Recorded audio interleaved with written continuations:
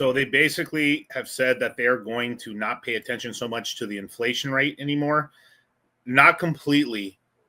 This is fucking very important right here. I think that people don't understand this part. Like, they just said that one of the mandates is a 2% inflation rate, and basically consumer prices, as well as basically that's in part of the 2% inflation rate, as well as low unemployment. They're going to put more emphasis on the low unemployment side and allow inflation to go higher in order to facilitate the economy right now.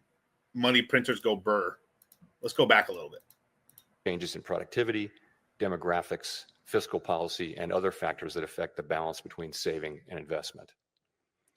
During the review, we discussed how the 2020 statement's focus on the ELB may have complicated communications about our response to high inflation.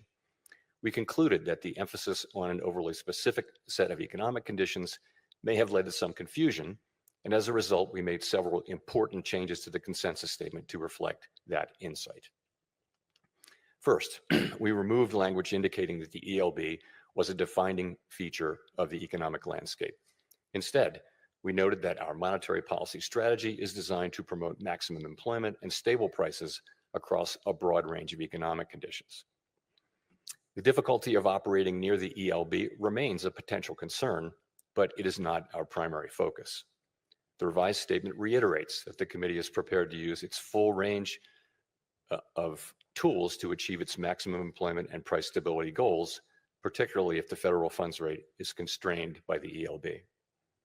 Second, we returned to a framework of flexible inflation targeting and eliminated the makeup strategy. Right there, flexible inflation strategy. Get rich or die buying, right? No, well, I think it's get rich or no, or basically not buy, really. Me no understand, but me no DCC smart. He's smart. Yes, me smart. Basically, what he's saying is that they're essentially going to be relaxed on the 2% inflation rate because what did I say when? So okay, let me pull my boom. Okay, so they're doing a lot of even though it doesn't feel like it. A lot of money is being spent on infrastructure. What infrastructure are they spending on? They're spending it on roads? No.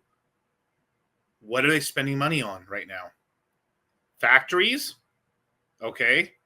Back to the United States. There is factories being built in the United States. Trillions of dollars of infrastructure in terms of factories are being paid out from like anywhere from Apple to any of these major conglomerates, as well as automotive industry.